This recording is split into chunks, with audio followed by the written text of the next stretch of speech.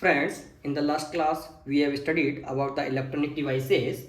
What is the electronic devices and where these devices used. और हमने ये भी देखा था कि जो डिवाइसेज हैं वो किस तरीके से इलेक्ट्रॉनिक सर्किटरी का बेस है. Friends, we have also seen some basic term like electric field intensity, voltage difference and potential energy. So दोस्तों, पिछली क्लास में हमने एक टर्म सुना था सेमीकंडक्टर मटेरियल.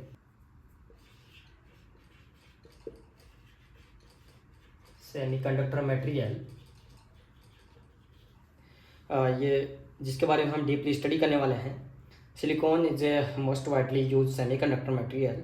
और हम सिलिकॉन को इस सब्जेक्ट में जो है बहुत सारी प्रॉब्लम्स में देखने वाले हैं. So guys, so to start with first we have to understand what is the bonding in this semiconductor materials.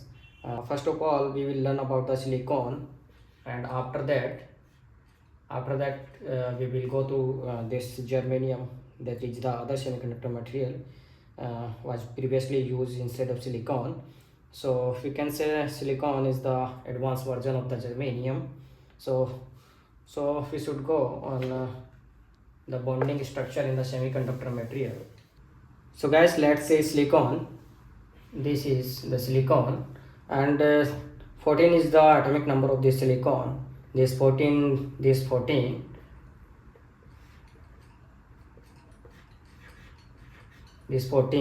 represent the number of the protons in nucleus. And if you assume this silicon as a neutral atom, then the number of the electron will be equal to the number of the protons in nucleus. Then the number of the electron will be 14. So we can say 14 is the total number of the electron in this silicon. Now अब हम इन electrons का arrangement देखने वाले हैं दोस्तों. बने रहिए हमारे साथ. इलेक्ट्रॉनिक अरेंजमेंट में क्या होगा दोस्तों? 1s² 2s² 2p6 3s² 3p2. हमारे पास टोटल कितने हैं इलेक्ट्रॉन? 14. टोटल 14 इलेक्ट्रॉन हो चुके हैं. So 1, 2 and 3 guys, these numbers will represent what? Orbit, or we can say cell.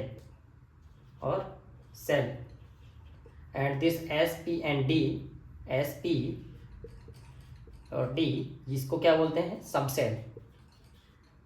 इनको बोलते हैं सबसेल. एस में मैक्सिमम की टोटल कितने इलेक्ट्रॉन आ सकते हैं? 2 इलेक्ट्रॉन आ सकते हैं. पी में टोटल कितने इलेक्ट्रॉन आ सकते हैं? 6 इलेक्ट्रॉन आ सकते हैं. और डी में इसी तरीके से टोटल 10 इलेक्ट्रॉन मैक्सिमम आ सकते हैं. सो दोस्तों, अगर मैं इस जो इलेक्ट्रॉनिक कॉन्फ़िगरेशन को अगर केयरफुली देखता हूँ तो जो ये फर्स्ट ऑर्बिट है उसमें जो है टोटल जो है 2 इलेक्ट्रॉनों के लिए स्पेस है और दोनों के दोनों क्या है? फील्ड है. इसका मतलब 2 इलेक्ट्रॉनों के लिए स्पेस है और दोनों के दोनों फील्ड है. इसी तरीके से मैं अगर सेकंड ऑर्बिट को ऑब्जर्व करूँगा, देखूंगा कि मेरे लिए टोटल स्पेस कितनी है? 8 इलेक्ट्रॉन के लिए. और टोटल 2 और 6 मतलब टोटल 8 इलेक्ट्रॉन जो है इसमें फील्ड है. ठीक है. इसी तरीके से हम जब थर्ड ऑर्बिट की बात करते हैं तो इसमें टोटल इलेक्ट्रॉन के लिए जो स्पेस है टोटल 8 है. पी में 6 है और इसमें जो है 2 है. तो इसमें टोटल स्पेस 8 है. 8 में से टोटल 4 इलेक्ट्रॉन ओनली फील्ड है. ठीक है गाइस, ये हम देख लिए. सो इसमें जो है 4 इलेक्ट्रॉन है और टोटल 8 स्पेस है, यानी कि 4 स्पेस अभी भी बच रही है. सो ये जो 4 इलेक्ट्रॉन है वो जो क्या है, वो चाहेंगे कि मैं अदर जो किसी एटम के साथ जो भी इलेक्ट्रॉन है उनके साथ मैं बॉन्डिंग बनाऊं और मेरा जो ऑर्बिट है वो कंप्लीट कर लूं. सो दीज 4 इलेक्ट्रॉन और card valency electron. These 4 electron card valency electron. Okay guys, तो अगर मैं इसका मॉडल बनाऊं तो कुछ इस तरीके से दिखेगा, जो कि हम आगे बात करने वाले हैं. अगर मैं इसका इलेक्ट्रॉनिक जो मॉडल बनाऊं तो दिस इज 14 प्रोटॉन जो कि न्यूक्लियस में रहेगा. ये मेरा फर्स्ट ऑर्बिट रहेगा, ये सेकंड ऑर्बिट रहेगा और ये मेरा third orbit of the silicon. First orbit में कितने number of the electron? 2 number of the electron, 1 and 2. और सेकंड ऑर्बिट में कितने इलेक्ट्रॉन्स होंगे टोटल? 8. 1 2 3 4 5 6 7 एंड 8. एट लास्ट जो ऑर्बिट है उसमें टोटल कितने इलेक्ट्रॉन थे? 4 इलेक्ट्रॉन, जिनको हम वैलेंसी इलेक्ट्रॉन भी बोले थे. 1 2, 3 और 4। सो दोस्तों अगर इसमें देख रहे हैं जो मैं इसमें क्या करूँगा, जो ये इसका इक्विवेलेंट जो है मॉडल बनाऊंगा।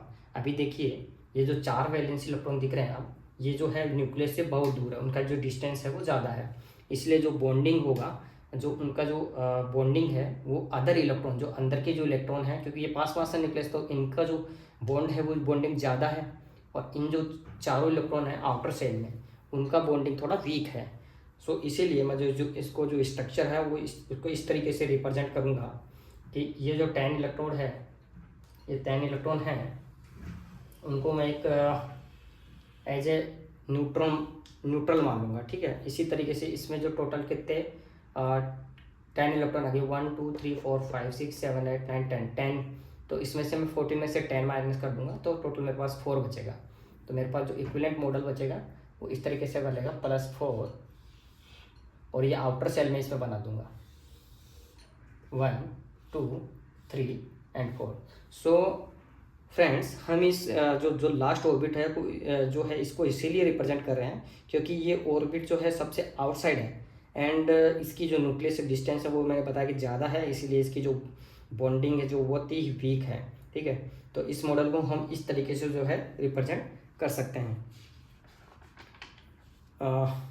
Now so friends, silicon has a 4 valency electron, हमने पहले भी देखा था कि सिलिकॉन के जो है 4 वैलेंसी इलेक्ट्रॉन जो आपको दिख रहे हैं स्क्रीन पे, and each atom is force to make a bonding with other atoms. ये चाहेंगे कि अदर एटम्स के साथ जो है मैं बॉन्ड बनाऊँ, और ये चारों वैलेंसी इलेक्ट्रॉन भी चाहेंगे कि हम किसी के साथ बॉन्ड शेयर करें और अपना जो है ऑर्बिट कंप्लीट कर लें। सो दोस्तों, प्रैक्टिकली सिलिकॉन क्रिस्टल फॉर्म में होता है, हम भी जानते हैं, और इट्स जो एटम्स हैं वो are arrange in a good manner like a diamond. जो डायमंड जानते हैं दोस्तों वो बहुत स्ट्रॉन्ग होता है, इसी तरीके से जैसे उसमें जो जैसे बॉन्ड एक दूसरे के साथ स्ट्रांगली बॉन्डेड रहते हैं, इसी तरीके से इसमें भी क्या है, एक दूसरे से बॉन्डिंग का बहुत अच्छा अरेंजमेंट रहता है। तो ये अरेंजमेंट किस तरीके का होता है मैं आपको शो करके दिखा देता हूँ।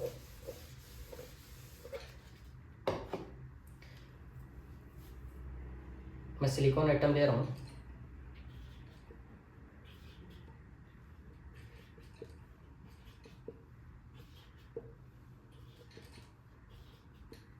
सिलिकॉन के बाद हम जर्मेनियम की स्टडी करेंगे, लेकिन एज ए बेस इसको सिलिकॉन को मान के चल रहे हैं क्योंकि ये इसका एडवांस वर्जन है जर्मेनियम का। पहले जर्मेनियम यूज़ होता था, लेकिन अभी जो है सिलिकॉन यूज़ हो रहा है। जर्मेनियम के कुछ एडवांटेज थे, कुछ डिसएडवांटेज थे, उनको ओवरकम करने के लिए जो है सिलिकॉन आया, और उसके बाद जो सेमीकंडक्टर इंडस्ट्री में जो सिलिकॉन ने जगह ली वो अभी तक किसी ने नहीं ली, ठीक है दोस्तों। तो इसके जो सिलिकॉन है उसके 4 वैलेंसी इलेक्ट्रॉन हैं, उसको भी हम रिप्रेजेंट कर देते हैं यहाँ पे स्ट्रक्चर में।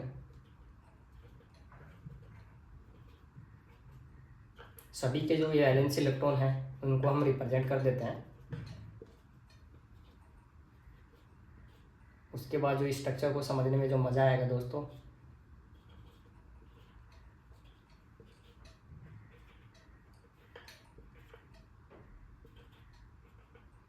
मैंने लगभग सभी जो है वैलेंसी इलेक्ट्रॉन हैं उनको रिप्रेजेंट कर दिया है। नाउ अब देखिए, मैं कह रहा था कि इसका जो सिलिकॉन है, इसका जो इलेक्ट्रॉन, ये चाहेगा कि मैं इस एटम के साथ, इसके इलेक्ट्रॉन के साथ मैं बॉन्ड शेयर कर लूँ। तो ये जो क्या करेगा, इसके साथ ये बॉन्ड क्या कर लेगा, शेयर कर लेगा, ठीक है। इसी तरीके से ये जो है, ये इसका जो है इधर इलेक्ट्रॉन इसके साथ क्या कर लेगा, बॉन्ड शेयर कर लेगा, इसके साथ ये बॉन्ड शेयर कर लेगा। इसी तरीके से इसका सिलिकॉन इसके साथ शेयर कर लेगा, एंड इसका इसके साथ एक बॉन्ड बना लेगा।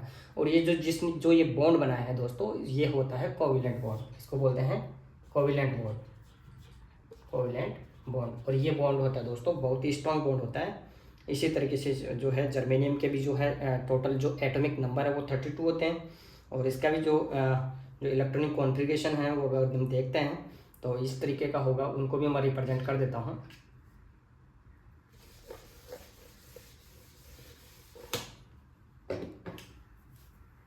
अब मैं जर्मेनियम की अगर बात करूं तो इसका जो एटॉमिक नंबर होता है वो कितना होता है दोस्तों, 32। और अगर इसका इलेक्ट्रॉनिक कॉन्फ़िगरेशन की हम बात करें तो जैसे 1s², 2s², 2p6, 3s², 3p6, 3d10, 4s², 4p2। Total 8 electron यहाँ हो गए और 18 यहाँ हो गया, 2 यहाँ हो गया, टोटल 4 यहाँ पे, टोटल 32 इलेक्ट्रॉन यहाँ पे कंप्लीट हो चुके हैं। सो दोस्तों हम देख पा रहे हैं इसमें भी जो वैलेंसी इलेक्ट्रॉन है, ये जो वैलेंसी जो बैंड है उसमें टोटल 4 वैलेंसी इलेक्ट्रॉन है। 4 क्या है? Valency electron. यहाँ पे भी 4 इलेक्ट्रॉन वैलेंसी इलेक्ट्रॉन है। और अगर हम स्ट्रक्चर की बात करें तो स्ट्रक्चर सेम जैसे सिलिकॉन था वैसे की वैसे इसमें जो है कॉन्फ़िगरेशन रहेगा। तो मैं उसको ड्रॉ नहीं कर रहा हूँ दोस्तों, वो अभी हमारे काम ही नहीं आने वाला। हम आगे बात करते हैं। इसको मैं इरेज कर देता हूँ।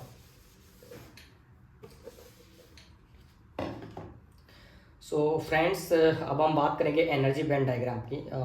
हमने देखा कि जो सिलिकॉन है में किस तरीके से जो है इलेक्ट्रॉन एक दूसरे से जो है कोवेलेंट बोर्ड से जो है एक दूसरे से कनेक्टेड रहते हैं। सो ये जो बॉन्ड है वो इतने ज़्यादा मजबूत रहते हैं कि वो टूटते नहीं। सो फ्रेंड्स, सिलिकॉन मॉडल जो ऑलरेडी वी हैव डिस्कस, जैसा हमने डिस्कस किया था वो कुछ इस तरीके से था। जैसे सिलिकॉन था, इसका जो मैंने फर्स्ट ऑर्बिट बनाया, फिर सेकंड बनाया, फिर थर्ड बनाया, इस तरीके से जो हमने जो है डिस्कस किया है। सो इसके जो डिफरेंट जो ऑर्बिट हैं, जैसे मान लीजिए ये ऑर्बिट है, इसका सेकंड ऑर्बिट ये है और ये जो है थर्ड ऑर्बिट है। तो इन सब का जो ऑर्बिट है इसका अपना एक अलग एनर्जी लेवल होगा। इस सेकंड ऑर्बिट का अपना जो भी इलेक्ट्रॉन होंगे, मान लीजिए सेकंड इलेक्ट्रॉन में कितने इलेक्ट्रॉन है? टोटल 8, ठीक है। 1 2 3 4 5 6 7 8 इलेक्ट्रॉन है। इन जो 8 इलेक्ट्रॉन है उनका अपना एक अलग एनर्जी लेवल होगा। मान लीजिए इस इलेक्ट्रॉन का कितना कुछ एनर्जी है, तो इसी तरीके से इसमें कुछ एनर्जी, तो इस तरीके का एक एनर्जी लेवल बना के रखते हैं। तो ये अपना एक एनर्जी लेवल होगा। इसी तरीके से फर्स्ट ऑर्बिट का होगा और इसी तरीके से क्या होगा, थर्ड जो ऑर्बिट है उसका एक एनर्जी लेवल होगा।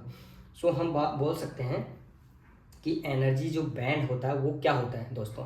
This energy band is nothing but a collection of this energy level है, बस, और कुछ भी नहीं है। टोटल जो एनर्जी लेवल हो गया वो एनर्जी बैंड हो जाता है दोस्तों, ठीक है। दोस्तों मटेरियल में क्या होता है ना, एटम पास होते हैं तो उनके बीच जो फोर्स है उस फोर्स की वजह से वो क्या करने लगते हैं, मूव करने लगते हैं, और जिसके कारण क्या करते हैं, वो एनर्जी प्रोड्यूस करते हैं। सो फर्स्ट ऑर्बिट के जो इलेक्ट्रॉन है उनका अलग एनर्जी लेवल होगा, सेकंड का अलग होगा। इस तरीके से मैंने आपको बताया भी है। तो जो अपना एनर्जी लेवल जो है वो अलग अलग है, ठीक है। सो इसी तरीके से अलग अलग एनर्जी लेवल है। तो वो एनर्जी लेवल के बारे में बात कर लेता हूँ, कौन कौन से जो है एनर्जी लेवल है इन इलेक्ट्रॉन्स का। सबसे पहले मैं बात करता हूँ कि कंडक्शन बैंड। सबसे पहले मैं बात कर लेता हूँ, जैसे मान लीजिए वैलेंस बैंड है, जैसे वैलेंस इलेक्ट्रॉन हम देखें उसी तरीके से हम बात कर लेते हैं वैलेंसी बैंड की वैलेंसी बैंड होता क्या है। तो वैलेंसी बैंड की बात, जैसे कि हमने जो पहले स्टडी किया था कि जो सिलिकॉन एटम है उसकी जो इलेक्ट्रॉनिक स्ट्रक्चर है कुछ इस तरीके से होता है। First orbit, second orbit and third orbit, इस तरीके से होता है। इसके जो आउटर जो सेल थे, ये वाला आउटर सेल, इसमें टोटल कितने इलेक्ट्रॉन थे? 4 इलेक्ट्रॉन थे दोस्तों, ठीक है। तो इन चारों इलेक्ट्रॉन का एक एनर्जी लेवल का जो कलेक्शन है वही क्या होता है, ये वैलेंसी बैंड होता है, ठीक है दोस्तों। जैसे ये चारों इलेक्ट्रॉनों का जो मिलके जो एनर्जी लेवल है ना, उनका जो कलेक्शन है वही क्या है, वैलेंसी बैंड है, ठीक है। तो अब दोस्तों अगर इन चारों इलेक्ट्रॉन को मैं एक्सटर्नल एनर्जी से, मान लीजिए अगर टेम्परेचर बढ़ा के या कैसे भी एक्सटर्नल जो एनर्जी से मैं उनको एक्साइट करता हूँ, तो ये क्या करते हैं, सफिशिएंट अमाउंट में एनर्जी उसको कैप्चर करके ये क्या कर जाते हैं, कंडक्शन बैंड में चले जाते हैं, यानी कि वो फ्रीली मूव करने लगते हैं। मैं कह सकता हूँ कि जहाँ पे भी जाएंगे ये फ्रीली मूव करेंगे, और जहाँ पे जाएंगे उसको क्या बोलेंगे हम, कंडक्शन बैंड। तो अभी मैं जो बात करता हूँ कंडक्शन बैंड के बारे में।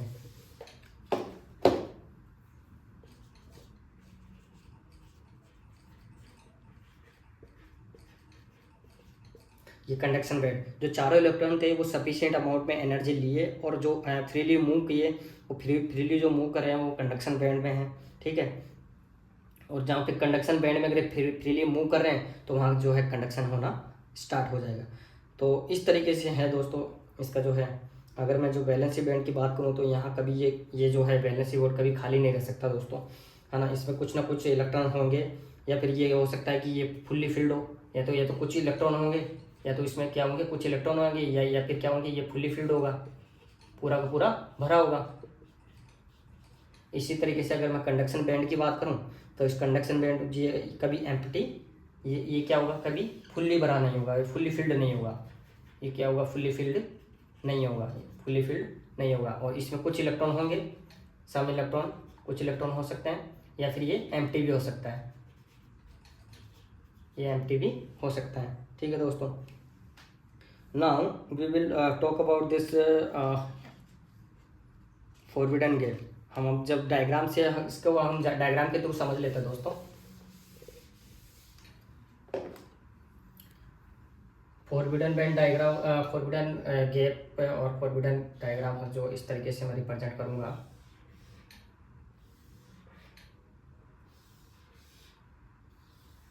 इसको मैं वैलेंस बैंड बोलूँगा VB, और इसको मैं कंडक्शन बैंड बोलूँगा CB। ठीक है दोस्तों, और इसके जो बीच में जो गैप है उस गैप को मैं बोलूँगा एनर्जी गैप। इसको क्या बोलूँगा, energy gap, energy gap EG, energy gap EG। सो ये हमने देखा कंडक्शन बैंड है और ये वैलेंस बैंड है। इनकी दोनों की definition we already have discussed, है ना। तो अभी मैं इसके बारे में जो है कंडक्शन बैंड के बारे में आपको बता चुका हूँ, वैलेंसी बैंड के बारे में भी बता चुका हूँ। जब मैं किसी एटम्स को एक्साइट करता हूँ तो वहाँ के जो इलेक्ट्रॉन हैं, जो वैलेंस बैंड के इलेक्ट्रॉन हैं, वो कुछ सफिशिएंट अमाउंट में जो एनर्जी कैप्चर की कंडक्शन बैंड में आ जाते हैं, इसमें जो है इलेक्ट्रॉन आ जाते हैं और वो क्या करते थे, फ्रीली मूव करने लग जाते हैं। फ्रीली मूव करने से क्या होगा, कंडक्शन स्टार्ट हो जाएगा।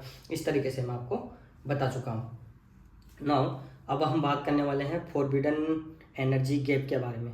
सो ये क्या होता है, ये गैप जो है वो कुछ नहीं है दोस्तों, ये क्या है, टोटल एनर्जी है कि वो कितनी एनर्जी ले ताकि वैलेंस बैंड से क्या कर जाए, कंडक्शन बैंड में चले जाए। और मतलब ये भी कह सकते हैं कि कितनी एनर्जी ले ताकि ये वैलेंस बैंड से क्या हो जाए, फ्रीली होके कंडक्शन बैंड में चले जाए। मतलब यहाँ से जो है फ्री हो जाएगा और कंडक्शन बैंड में जाके फ्रीली मूव करेगा।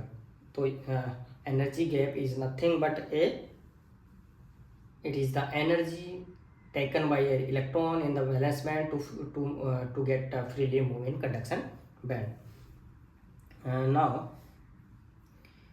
अब हम बात करेंगे सेमीकंडक्टर्स के बारे में। तो हमने देखा ही है, और उसके बारे में हम मेटल्स के बारे में देखेंगे, इंसुलेटर के बारे में देखेंगे कि किस तरीके से इनका जो ये जो एनर्जी बैंड डायग्राम होता है,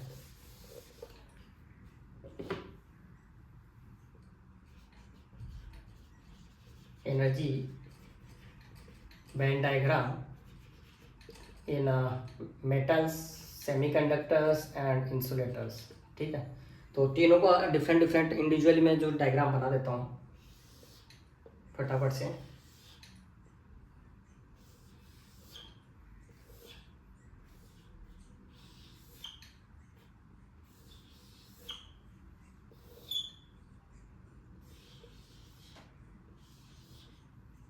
ये कंडक्शन बैंड,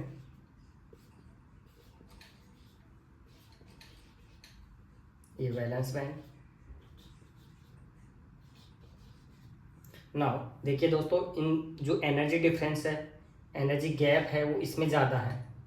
ये किसके लिए होगा, इंसुलेटर के लिए होगा। तो ये जो एनर्जी गैप है EG, अगर ये ग्रेटर देन 5 इलेक्ट्रॉन वोल्ट से ज़्यादा है, अगर ये ग्रेटर देन 5 इलेक्ट्रॉन वोल्ट है तो ये क्या होगा, इंसुलेटर होगा। यानी कि ये जो वैलेंस इलेक्ट्रॉन है इनको ज़्यादा एनर्जी की रिक्वायरमेंट है इसकी, यहाँ तक की, तो इनको एनर्जी इतनी ज़्यादा देनी पड़ेगी तब जाके ये जो है वैलेंस बैंड के जो इलेक्ट्रॉन्स है वो कंडक्शन बैंड में जा पाते हैं। और इतनी एनर्जी देने के बाद भी कुछ ही इलेक्ट्रॉन जा पाते हैं दोस्तों। इसके बाद जो है तभी इसको जो है इंसुलेटर कहते हैं दोस्तों। तो इंसुलेटर में क्या होता है, ये इंसुलेटर क्या होता है, कंडक्शन नहीं होता है, इसमें कंडक्शन नहीं होता है इंसुलेटर में। अभी हम बात करने वाले हैं सेमीकंडक्टर, ये इंसुलेटर हो गया और ये सेमीकंडक्टर हो गया। अगर ये जो गैप है, अगर वो 1 इलेक्ट्रॉन वोल्ट से कम है, अगर ये जो गैप है कंडक्शन बैंड और वैलेंस बैंड के जो बीच में जो गैप है, अगर 1 इलेक्ट्रॉन वोल्ट से अगर कम है तो ये कौन सा होगा, सेमीकंडक्टर मटेरियल होगा। और दोस्तों इसमें हमको कुछ एनर्जी देने से ही वैलेंस बैंड के जो इलेक्ट्रॉन्स हैं वो क्या कर जाएंगे, कंडक्शन बैंड में चले जाएंगे और कंडक्शन अपना तो फ्रीली जो है इलेक्ट्रॉन मूव करने लग जाएंगे और कंडक्शन क्या होना स्टार्ट हो जाएगा। इसी तरीके से अगर मैं मेटल्स की बात करूँ, ये मेटल्स का है, तो मेटल्स में दोस्तों एक तरीके से जो बोल सकते हैं कि जो इलेक्ट्रॉन्स है वो फ्रीली मूव करते रहते हैं, इसलिए वो मेटल्स पहले ही जो है कंडक्शन पहले ही जो है उनमें कंडक्शन होता रहता है, ये तो आप भी जानते हैं। तो मेटल्स के बारे में जो है हमको ज़्यादा डिस्कस करने की ज़रूरत है नहीं, क्योंकि इसमें कुछ होल वगैरह होता नहीं, इलेक्ट्रॉन है वही मूव करते रहते हैं। और हम एग्जांपल की बात कर लेते हैं। मान लीजिए मेटल्स में कौन कौन से जो मेटल्स हैं वो जैसे हो सकते हैं, जैसे कि इसमें जो है गोल्ड हो सकता है, कॉपर हो सकता है, एल्यूमिनियम और सिल्वर भी हो सकता है दोस्तों, ठीक है। इसी तरीके से हम सेमीकंडक्टर की बात कर लेते हैं, तो किस कौन कौन से मटेरियल हो सकते हैं, जैसे हम बात की, एक तो सिलिकॉन हो सकता है और एक क्या हो सकता है, जर्मेनियम हो सकता है। तो सिलिकॉन के लिए जो है एनर्जी, ये बैंड जो बोल सकते हैं, मतलब कितनी एनर्जी चाहिए, वो एनर्जी कितना होगा, 1.21 इलेक्ट्रॉन वोल्ट होगा, इसके लिए इतना होगा। और जर्मेनियम के लिए कितना होगा, 0.785 इलेक्ट्रॉन वोल्ट। अब इसकी हम बात कर लेते हैं। तो अब इसकी इंसुलेटर के बारे में हम बात करूँगा, तो इसमें जैसे डायमंड हो गया और ग्लास भी इसी में आता है, ग्लास हो गया। इसके अलावा जो है क्वार्ट्स हो गया, रबर हो गया, जो कैन से इलेक्ट्रिसिटी के जो कंडक्ट नहीं होते हैं ना, विद्युत के जो बोलते हैं कि कुचालक है, वो बोल सकते हैं इसको, इंसुलेटर को, ठीक है। तो अभी हम एक चीज़ इनके बारे में डिस्कस करना है, एक चीज़ इसकी कंडक्टिविटी के बारे में भी जो करना है। मेटल्स की कंडक्टिविटी आप भी जानते हो फ्रेंड्स, बहुत ज़्यादा होती है। और जो है सेमीकंडक्टर की जो कंडक्टिविटी होती है वो मीडियम टाइप की होती है, और जो इंसुलेटर की कंडक्टिविटी होती है वो बहुत ही रेयर, बहुत ही कम होती है। तो कंडक्टिविटी की हम बात करूँ मैं, इंसुलेटर के लिए कितनी होगी, 10 to the power minus 20 to 10 to the power minus 12, और इसकी यूनिट क्या होगी, सीमेंस पर मीटर, ठीक है। ये किसकी होगी, इंसुलेटर की होगी। इसी तरीके से अगर मैं बात करूँ सेमीकंडक्टर मटेरियल की जो कंडक्टिविटी होगी वो होगी 10 to the power minus 7 to 10 to the power 4 siemens per metre. ये कंडक्टिविटी होगी किनकी, सेमीकंडक्टर मटेरियल की। नाउ मेटल की मैं बात करूँ तो इनकी कंडक्टिविटी बहुत ज़्यादा होती है, मैं ऑलरेडी डिस्कस कर चुका हूँ। तो इनकी होगी 10 टू द पावर 3 से 10 to the power 7 siemens per metre, 3 to 10 to the power 7 siemens per metre, ठीक है दोस्तों।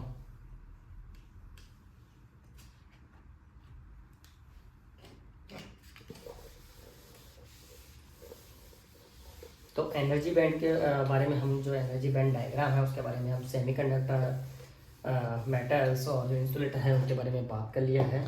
और अब इनके बीच में जो energy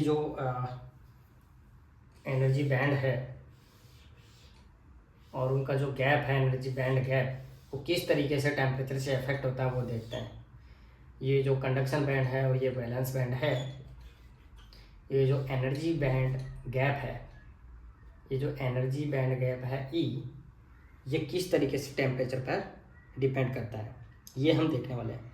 so we can represent it with this equation, E G T is equal to E G 0 minus beta T. This we can represent by this equation. इस equation को साफ साफ देख के हमको पता चल रहा है कि जो ये जो गैप है वो एक टेम्परेचर पे है जो डिपेंडेंट है दोस्तों। इसमें जो टेम्परेचर होगा वो केल्विन में होगा, डिग्री केल्विन में होगा। और ये जो ई जी 0 है, ई जी 0 क्या रिप्रेजेंट कर रहा है, energy band gap at 0 degree centigrade, at 0 degree centigrade, and we can set at 273 degree Kelvin, इस पे रिप्रेजेंट कर रहा है। और E G T is the energy band gap, it is the energy band gap at T degree Kelvin temperature, okay. तो जो है beta has different value for different materials, like we can say beta value for silicon will be 3.6 multiply 10 to the power minus 4, and for germanium it will be 2.23 multiply by 10 to the power minus 4। ये beta की value है जो कि different materials के लिए जो है different है। अब पहले हम इसमें देख चुके कि ई जी 0 की वैल्यू जो है सिलिकॉन के लिए 21 इलेक्ट्रॉन वोल्ट होती है, और जो जर्मेनियम के लिए Eg0 की वैल्यू कितनी होती है दोस्तों, 0.875। कितनी होती है दोस्तों, 0.785। इसके लिए कितने होते हैं, 0.785 फॉर Eg0। ये क्या है, Eg0। सो अगर हमको गेट एग्जामिनेशन में या फिर ES एग्जामिनेशन में कोई भी अगर फॉर्मूला बेस्ड क्वेश्चन आ रहा है, इस तरीके का कोई क्वेश्चन पूछा जाता है दोस्तों, तो उसको सॉल्व करने में आपको 2 मिनट का भी टाइम नहीं लगना चाहिए, तुरंत सॉल्व होना चाहिए दोस्तों। इससे क्या होगा, आपकी इफिशियंसी बढ़ेगी, और इफिशियंसी बढ़ेगी तो आप अदर क्वेश्चन को भी ज़्यादा टाइम दे पाओगे, और आप जो है एक गेट के क्वेश्चन को या फिर ES के क्वेश्चन को आप बहुत बेहतरीन तरीके से सॉल्व कर पाओगे दोस्तों। सो अगली